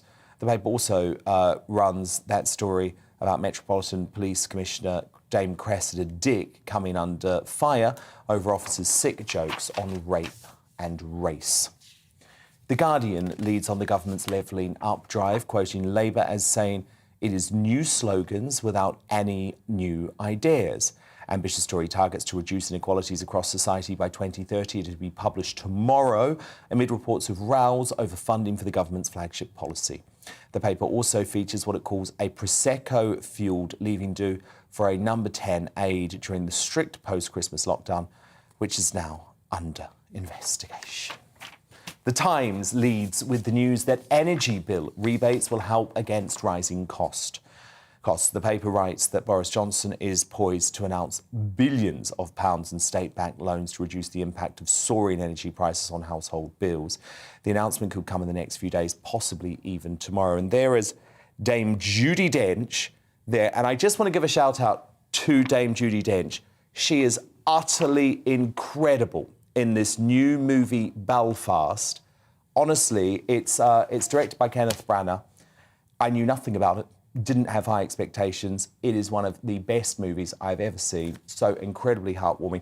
You know, she was 87 years old. She's 87 years old now, losing her sight. So she couldn't actually read any scripts. So Kenneth Branagh had to read her all of the scripts over the phone to convince her to take the role. And thank goodness she did. I really recommend you going to see it at the weekend. Now let's move on to the Daily Star. You might say this is the biggest news of the day. The battle of the caterpillar cakes is over. This is after Marks and Spencer reached a deal with Aldi after taking legal action against their rival supermarket's Cuthbert the Caterpillar cake, claiming it infringed the copyright of that M&S staple, the Colin the Caterpillar cake. Details of the deal, which was finalised in the High Court last week, have not been revealed, but Cuthbert is expected to be given some form of makeover to satisfy the lawyers. So the Star has celebrated this truce with the headline, "Peace in our tea time." Dawn, I mean, this must be a career headline for you, Dawn Neeson, because there you are, sharing the front page with Colin The It's caterpillar. a real highlight for me. I've shared that front page with Worst, to be honest with you. I just want to know which one of those cakes Boris had at his business meeting. Also back with us on our superstar panel tonight, the Conservative commentator Calvin Robinson and the author and journalist Rebecca Reid.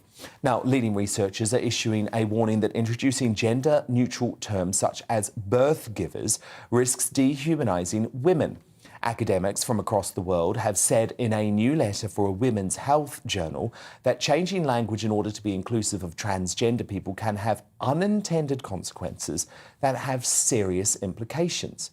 It comes as NHS trusts, health charities, academics and government departments have all faced criticism for introducing gender-neutral terms such as these absurdities. So breastfeeding becomes chest feeding.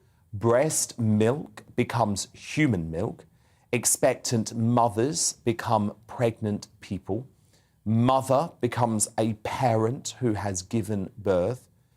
And women become birthing people, while a woman becomes, oh, this is the worst yet, a menstruator. The normalisation of extreme gender neutrality has been exemplified with Apple's release of a pregnant man emoji, one of several new non-binary and woke emoticons rolled out by the corporation as part of their effort to make digital discourse more inclusive. Rebecca Reid, should we shrug off wokery like this tainting our WhatsApps, or is there something more sinister going on here? I think the emoji, I can happily let it go. I think it'll largely be used by people who've had a big lunch. I think the guidance around language is a much more significant problem. And what I fully cannot understand is why, if you believe that this language is important, the guidance isn't women and menstruators and women and birthing people.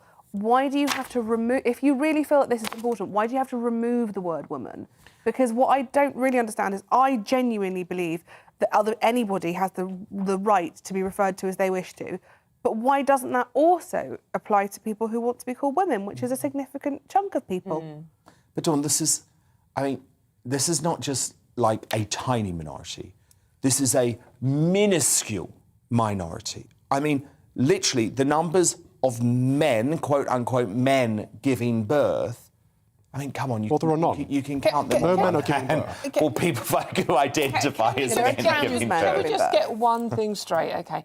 If you have a womb and you are expecting a baby in that womb and you are going to breastfeed that baby, you are biologically, sex is a woman. You are a woman, OK? There is no argument. That's not being transphobic, Dan. That is just stating a biological fact. And it just constantly amazes me and annoys me as a woman who's sort of like, considers herself a feminist, that women now are being cancelled. Woman is almost becoming a swear word. And I do not... What's wrong with being called a menstruator, Dawn? Why aren't you happy with that? Well, I'm not even going to respond to that. But, I mean... Well, no, that's what they say you should be called. Well, I know, this is the problem. I am more than a menstruator. I am more than something with a cervix. And you know what really annoys me about this story? It only applies to women.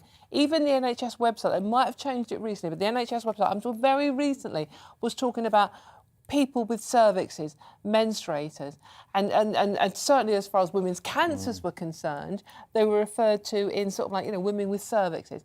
You go on to the men's version for prostate cancer and you're men. Why is it all one-way traffic? And Rebecca Reid, the problem is it won't be one-way traffic for long, though, will it? Soon we won't be able to refer to people as men either. So we'll call them people with prostates. I think it will remain... I'm going to say something I think I'm probably going to regret, but... I think it will remain one-way traffic because I think that women who transition to become men were not socialised as men. Sorry, were not socialised as women. Therefore, are sometimes more grabby about space. And I think if you look at how trans men and trans women behave, they're very, very different. And trans women largely leave things alone. And I think when you see land grabs, it more often comes from a very tiny, very, very, very tiny minority of trans women who are very, very aggressive. And the majority of trans women just want to quietly live their lives. Yeah, but there is a small and frightening group. Calvin Robinson, isn't this good and inclusive? Talking about breastfeeding as chest feeding. Stop it. breast milk as human milk. Human milk is really gross. I have You to can't say. even keep a straight face asking the question. I actually agree with Rebecca. If they wanted to be inclusive, they would include additional language. They wouldn't Yes, take the language absolutely. away. No one's upset by that. It's actually anti-feminist because, you know, trans activists would say, I have the right to demand to be called this, to be called something else. But then at the same time, they don't let women be called women anymore. They're taking away from what someone else's label think is. also what and happens- even if women are to be called women, now they're cis women. They're no longer just women. I know, and it's- that's the thing. I don't actually necessarily agree that we can just keep adding to things, because look at the farce, right, that the gay community now faces. Because you used to be able to say, I'm gay or I'm lesbian. Yeah, exactly. That's Now not it's that bad, is it? No, it's even longer than that. Though. LGBTQIA plus, no? That is a reduced version. What's you know, the full? There are, my goodness, it goes on and on and on. LGBTQIA. No, there's more. There's another question. The Q is also question. This is not trans people. This is not trans people doing this, just as it wasn't the gay people doing it's true. This is trans activists. And actually, pansexual and intersex. A lot of them are neo-Marxists, a lot of them are commies, and they're trying to undermine our way of life by taking over our language, and they're destroying our principles. So that's why I think we just have to be a bit careful about saying, let's just keep adding things. You know, because where does it only end? women can give birth. But that's only not women the have same- two X chromosomes. That's a fact. But that's not the same problem. I think there's room for discussion about adding and taking away and all that stuff. But I think what really does matter to me here is when you call a woman a menstruator, that means that when she ceases to menstruate, which for women it could be in your late 30s even, you are apparently no longer a woman. You don't fit the description of being a woman anymore. But that is really dangerous. What does it mean to be a woman? They can never answer that question. The very bottom line with this story is if the use of language not to offend people and upset people is actually putting women's lives at risk, then that is where this is going. But also sometimes trans people, because what's happening is there is an issue with people not being called for the right checks because you've been changed, your sex has changed on your medical records, therefore you're not called for a cervical cancer check or a prostate check. How stupid are you? If you That's have really- trans, you know you've still got a cervix, you go and get it checked. I know, but I need a reminder. I think lots of people do. Like, it feels mad to me to prioritise your identity on a piece of paper above your actual health. Yeah, indeed. Well, it is. It comes from mental health issues, doesn't it? Quite a lot Well, of it's a complicated one, isn't it? Let's not go there tonight, Calvin, please. Another time, Dan. Yes, we'll save that one for another time. Now, if, like me, you can't bear the thought of using a self-service checkout, this will make you despair. Officials at the upcoming Beijing Winter Olympics, which, my God, we should all be avoiding like the plague, just completely awful, and zero COVID, communist China. But anyway, they've drafted in a fleet of robots to serve athletes and guests in a bid to maintain social distancing. Automated bartenders, room service droids, and a device that drops noodles from the ceiling were among the inventions showcased for journalists ahead of the opening ceremony on Friday. Look, there's even a robot there that makes ice cream for Olympians who need to comfort eat after missing out on a medal. I mean, Rebecca, communist China and artificial intelligence, and you're a major robo-skeptic, so this is your idea of hell. You know how I feel about robots? We are the architects of our own doom, and when we are all killed by them, everyone will say we should have listened to that nice woman on the flowery dress on GBN. Rebecca Reid, Calvin Robinson, Dawn Neeson. Stand by, because my superstar panel will nominate today's Greatest Britain and Union Jackass, and we'll reveal the winner just before the end of the show. But next in Uncancelled, we're also fed up of lockdowns, but how do we stop them from ever happening again? Top legal brain Francis Horde joins me to examine how we might save ourselves the damage of lockdown policies in the future. That's just in a few seconds, though. First, here's what's coming up on tomorrow's show. Coming up on Dan Wootton tonight, was prejudice behind the dismissal of South African experts who tried to reassure us on Omicron? The GP who first discovered the scary ant, Dr. Angelique Coetzee, weighs in. Does anyone deserve to be made jobless and homeless over their vaccine views? Former Coronation Street and Our Girl actor Sean Ward lost all his possessions after being blacklisted by the liberal world of performing arts. He'll get real about his ordeal with me. Plus, US superstar journalists Megyn Kelly and Spiked Online's Brendan O'Neill give their take on the world's biggest talking points. And I'll break down the headlines of the day with my superstar panel. Former London Tory mayoral candidate Sean Bailey, Daily Mail star columnist Amanda Platel, and Sunday Mirror political editor Nigel Nelson. That's Dan Wootton tonight, Monday to Thursday from 9 p.m. till 11 p.m. on GB News. Oh, it's going to be a goodie tomorrow night, but time now for Uncancelled. And this is where Britain's top commentators speak out on controversial issues without the fear of the cancel culture sweeping the rest of the media. Now, not only are lockdowns inhumane and impossible for any normal human being to follow, a bombshell new report shows they don't even work. According to an international study published by the Johns Hopkins University, lockdowns reduce deaths by a measly 0.2% on average and should be rejected out of hand. That's their words for dealing with the next pandemic. The analysis comes as a stark contrast to Professor Lockdown Neil Ferguson's estimation in a study at the start of the pandemic that lockdowns were up to 98% effective at reducing COVID transmission. Pulling no punches with the results, the author of the report, Steve Hank, tweeted, "I find no evidence to support lockdowns. Lockdowns are for losers. But is there anything we can do as citizens to stop the government locking us down again?" Well, one of Britain's top legal minds, Barrister Francis Hoare, joins me now. Francis is here with me in the studio. And Francis, you've been looking into this, obviously, for such a long time. And what do you think legally we can do in order to stop these lockdowns, which we now know are ineffective, from ever happening again?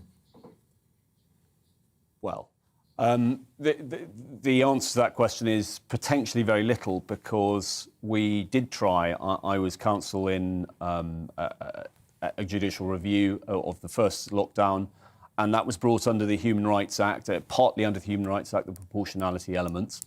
That has for secondary legislation, so secondary legislation or regulations brought in under an Act of Parliament.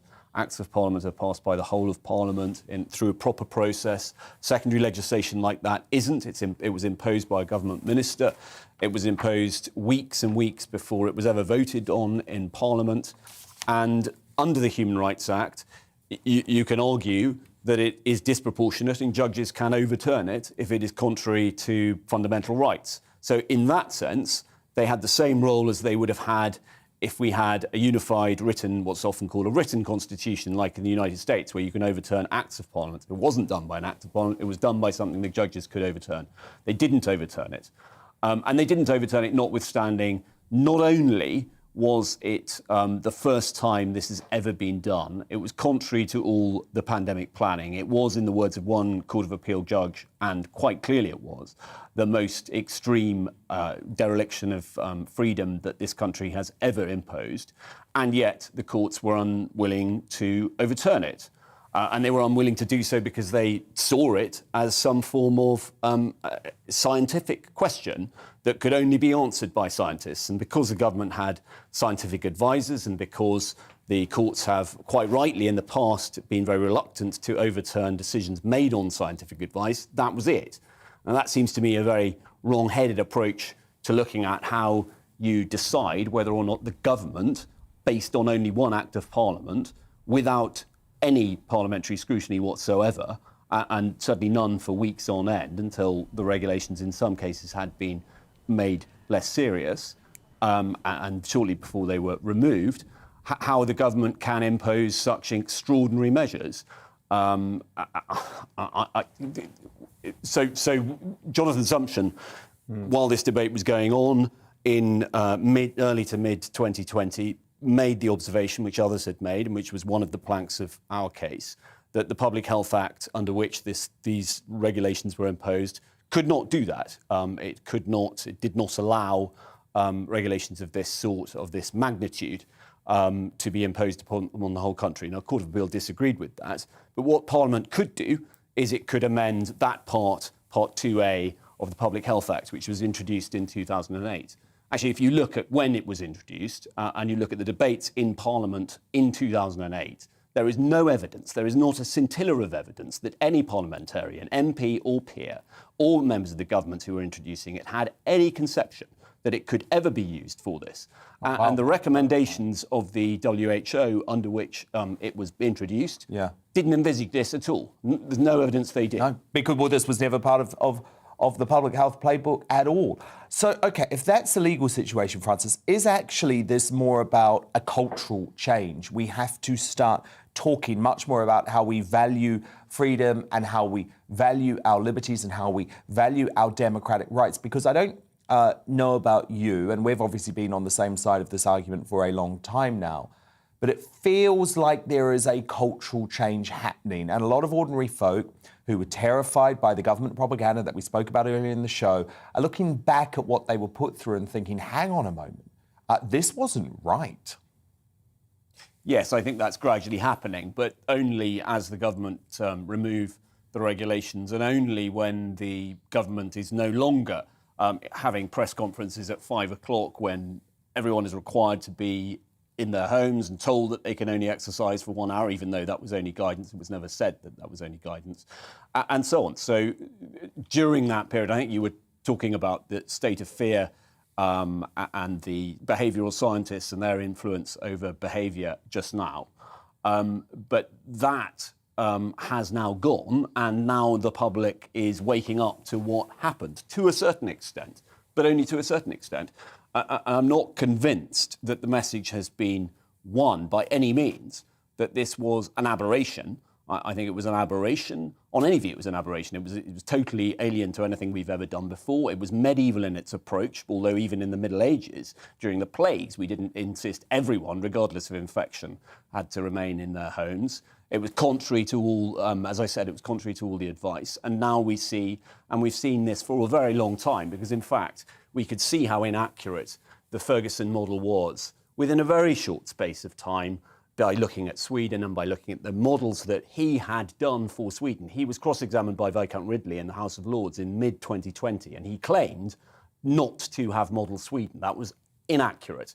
He said an inaccuracy to the House of Commons, Neil Ferguson, because he did. And if you look at the appendices to his reports, he modelled Sweden, and it was something like 10 or more times more fatalities he predicted than Sweden actually had with the type of measures that he predicted. So that is a measure of the man that Neil Ferguson is, and it's a measure of the inaccuracy of these models. And of course, what we've seen in the recent past is the University of Warwick, the Imperial College, and the London School of Tropical Hygiene or Liverpool School of Tropical Hygiene, the three main modellers, have again been modelling on a completely inaccurate basis that fails to take into account anything that we have learned over the last 2 years, and in fact fails to take into account anything that we learned before that. That is another reason why it is wholly wrong for the government to be imposing regulations of this severity. Well, especially when they're based on these inaccurate models. No, completely agree. Francis Hoare, a great legal brain, keep working on this, because we can't go back. We cannot go back. We cannot allow these lockdowns to happen next time. Francis, so great to see you. Thank you for being here. Thanks very much. Time now to reveal today's Greatest Britain and Union Jackass. So let me go back to my superstar panel now. Dawn Neeson, who are you nominating as your Greatest Britain today? My Greatest Britain today is a 26-year-old called Abraham, and he is the very brave young man who tried to prevent the horrific knife murder of that woman in Maida Vale by driving into her attacker. Sadly, she lost her life in the attack, and he ended up killing the attacker. But no charges are coming now. He's going to be sort of like just regarded as a hero. And that was the right decision indeed. Calvin Robinson, your nominee for Greatest Britain. My Greatest Brit this week is the 17,410,742 Brits who voted to leave the European Union. Go and say that number again. 17,410,742 Brits. Love it. Rebecca Reid, your nominee. I actually think Dawn's is much better, so I would shift my vote. You're not allowed to do that, though. You've got to put up a fight. Just watch me, Dan. No, now I feel really bad what I'm going to say, but Rihanna, she's pregnant, and I'm excited about it. No, it's lovely news. It's really I'm nice so happy for Rihanna. She's had a terrible track record really has. in men. She's a very lovely woman, actually. But her boyfriend does have the $ as an S in his name, which is not always the best. Yeah, and apparently you're very uncool if you pronounce his name ASAP No, Rocky. it's ASAP Rocky. Isn't she the new Queen of Barbados? She is basically now. They got rid of our Queen and swapped in Rihanna. And to be fair, like, I do love the Queen, but it's a hard pick. Well, look, the winner is, of course, Calvin Robinson. And all of those, how many Leave voters, Calvin, once more? 17,410,742 patriots. Happy anniversary. You said that Union right. Jackass time. Dawn Neeson, who's your nominee? Mine, and I don't like nominating women, but mine is Cressida Dick for yet another huge failure within the Metropolitan Police. The latest report that has come out proving that the Met are still racist, misogynistic, and some of the most horrific, vile messages I've ever read. And let's be honest, there are still 9 of the 14 officers involved in this are still serving. Calvin Robinson, your nomination for Union Jackass. Like Dawn, I also don't like nominating women, so I'm going to go with Jeremy Hunt. He said that he would mandate the flu vaccine, which is one of the most ineffective vaccines that we know, if he was still the health secretary. I think it's outstanding for him to say that at this point in time. Why did he say that? God knows. Learn to be quiet. That's an odd thing to say. I'm sorry, Not you, Rebecca. I'm sorry. Well, Union Jackasses equal opportunities. You know, you have to nominate women. Sometimes women do things wrong too, Rebecca Reed, yeah, no, right? but No, we don't. No, we don't. There's no room for benevolent sexism for me. I want to be treated equally. I also, again, I wish I'd gone with Dawn's, but I have gone for 2 weeks in a row, Nadine Dorries. You just hate this woman. She's brilliant. I don't know what your problem is. Do you know what I did realise, though, yesterday? She has got, I'm assuming it's Botox, and she's got fantastic skin.